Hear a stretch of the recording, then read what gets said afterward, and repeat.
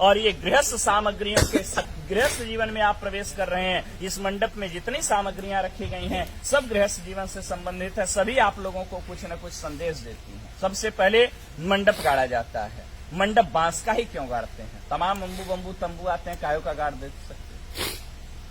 बांस की विशेषता होती है, बांस सबसे बड़ा वृक्ष माना जाता है, लंबाई में सबसे ज्यादा होता है, लेकिन जब ऊंचाई पर जाता है तो जाने के बाद क्या हो जाता है?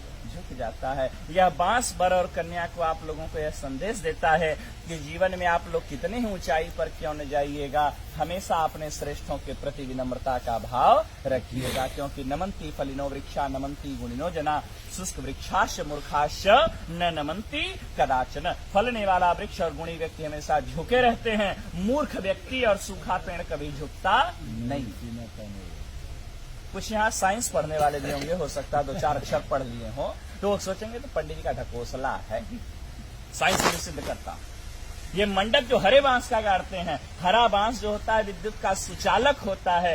मंडप को कुश और काश से छाते हैं। कुश और काश जो होता है वो कुचालक होता है, ठीक है ना। ये सुचालक होता है, वो कुचालक होता है, ठीक है ना। वो नॉन कंडक्टर है, ठीक है ना। तो इसीलिए यदि आकाशीय विद्युत गिरे तो मंडप में बैठे हुए लोगों के ऊपर, वर कन्या के ऊपर उस विद्युत का कोई प्रभाव न हो, उसी बांस के माध्यम से वह अर्थ में समाहित हो जाए, धरती में चला जाए। इसी कारण इसीलिए हरे बांस का मंडप लगाया जाता है। भारत कृषि प्रधान देश है और कृषि कार्य बिना हल के संपादित नहीं होता, इसलिए हरीश गाड़ा जाता है।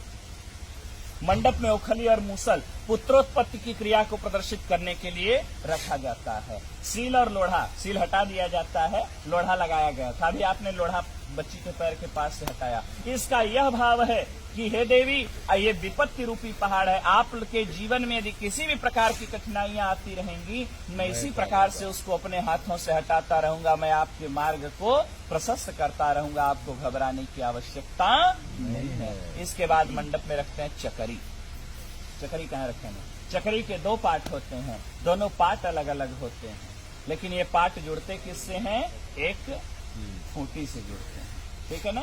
जब तक ये दोनों पार्ट खूंटी से जुड़े रहते हैं तब तक इसमें रहर डालिए, मटर डालिए, चना डालिए, कितना कड़ा पदार्थ डालिए, सबको दलते हुए बाहर कर देता है। लेकिन जिस दिन ये खूंटी टूट जाती है उस दिन दोनों पार्टों का कोई महत्व नहीं रह जाता।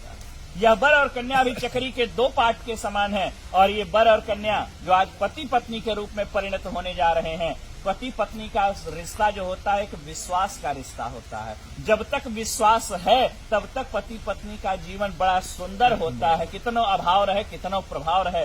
लेकिन जिस दिन विश्वास रूपी खूंटी पति पत्नी के बीच से टूट जाती है उसी दिन से वर और कन्या अर्थात पति और पत्नी का जीवन नारकीय हो जाता। इसी भाव को प्रदर्शित करता है यह चकरी। हाँ, सुग्गा। सुग्गा क्यों लगाते हैं मंडप में? सुग्गा मीठा बोलता है। बोले महाराज सुग्गा से भी मीठा तो कोयल बोलती है, कोयल लगा देना चाहिए था। बोले तोते की दूसरी विशेषता है, तोता मिर्चा खाता है लेकिन फिर भी मीठा बोलता है। यह संदेश आप लोगों को तोता देता है कि जीवन में आप लोगों को कोई कितना ही कटु अनुभव क्यों न कराए, कोई कितना ही कड़वा आप लोगों को क्यों न बोले, आप हमेशा प्रेम से